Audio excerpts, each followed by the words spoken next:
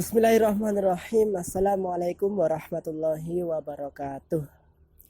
Innal hamdalillah nahmaduhu wa nasta'inuhu wa nastaghfiruh wa na'udzu billahi min shururi anfusina wa min sayyiati a'malina.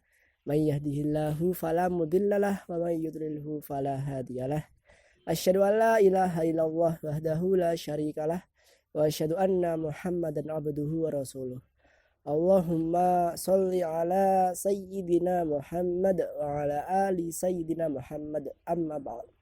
Puji syukur kita panjatkan kehadirat Allah Subhanahu wa taala yang telah memberikan kita rahmat dan hidayah serta nikmat Islam dan iman yang sampai saat ini kita rasakan, sehingga kita dapat melaksanakan ibadah puasa pada bulan Ramadan ini dengan keadaan sehat walafiat tanpa suatu kekurangan apapun.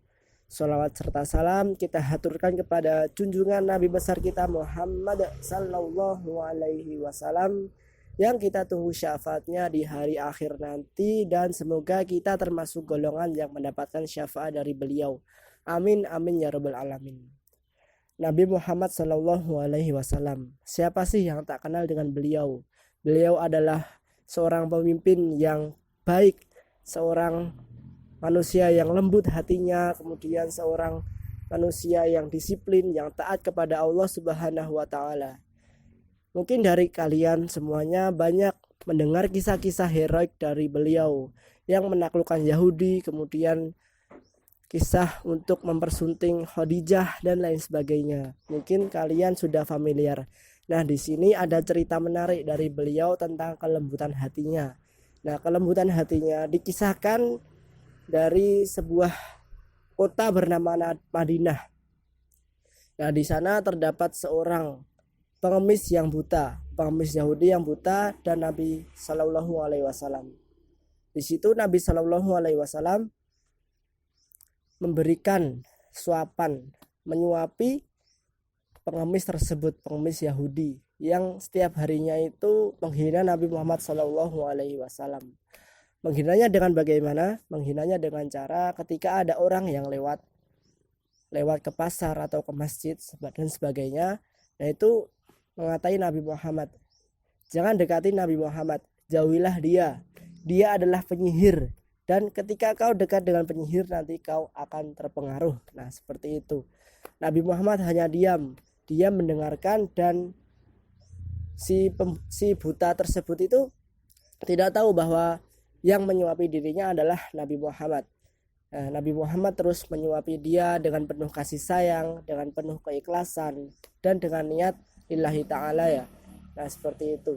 Kemudian sudah lama beliau menyuapi Yahudi tersebut, sudah lama kali, dan beliau menemui ajalnya, wafat, dan digantikan oleh seorang sahabat yang bernama Abu Bakar As-Siddiq. Nah, Abu Bakar As-Siddiq ini dengan niatan untuk melanjutkan amal dari Nabi Muhammad untuk menyuapi beliau, menyuapi seorang pengemis Yahudi. Nah, seperti itu. Ketika dia datang lalu menyuapi dengan penuh kasih sayang seperti Nabi Muhammad, tapi dengan kelembutan yang berbeda jauh dari Nabi Muhammad. Nabi Muhammad itu menyuapi beliau itu melembutkan nasinya dulu, baru dimasukkan ke mulut dari pengemis Yahudi tersebut. Nah, si Abu Bakar As-Siddiq ini berbeda, menyuapi ya sekedar menyuapi saja, sekedar seperti orang menyuapi dengan biasanya.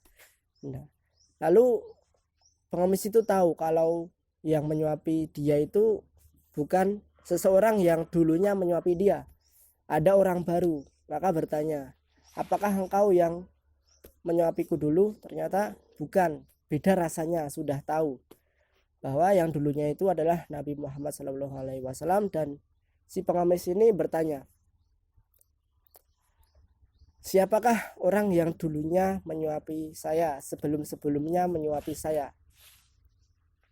Abu Bakar As-Siddiq menjawab, memang benar, bukan saya yang dulunya menyuapi kamu, tapi beliau adalah Nabi Muhammad yang selalu setiap harinya sabar dengan hinaan dari kamu, kemudian sabar untuk mengunyahkan makanan agar lembut sehingga kamu mudah mencernanya di dalam mulut.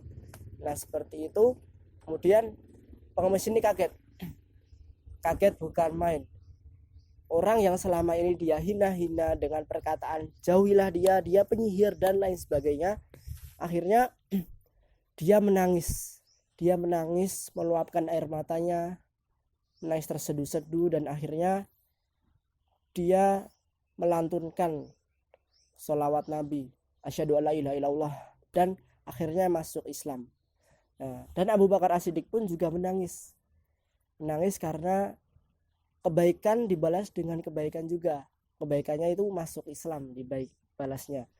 Nah, semoga dari hal ini kita dapat memetik suatu hikmah. Nah, berbuat baik itu dengan semua orang, entah itu status sosialnya rendah atau tinggi, kita wajib untuk berbuat baik kepada seseorang. Seperti yang dilakukan Nabi Shallallahu Alaihi Wasallam, berbuat baik tanpa memandang harga diri, tanpa memandang derajat. Kepada pengemis dia berbuat baik, kepada sahabat juga berbuat baik, sehingga akan mendapatkan balasan yang tidak terduga-duga. Mungkin ketika kalian semua itu berbuat baik kepada orang, misalkan dengan mengangkatkan dagangannya atau membantu orang lagi kesusahan finansial seperti itu, nanti lambat laun setelah membantu akan mendapatkan balasan yang tiada terkira, tidak kita terduga-duga. Misalkan kita membantu orang yang kesusahan, yang kontraannya itu diusir dari kontrakan, seseorang yang kurang finansial, kemudian kita membantu membayar kontrakannya, akhirnya terbantu. Kemudian lambat laun beberapa tahun sudah menikah, kemudian jatuh sakit, kita tidak ada finansial atau uang, tidak ada siapa-siapa, lalu datanglah orang ini untuk membantu untuk menyembuhkan, dibawa ke dokter sehingga sembuh, dan itulah hikmah yang kita ambil. Intinya jangan lupa berbuat baik kepada seseorang, entah itu status sosialnya pengemis sampai ke orang yang kaya sekalipun.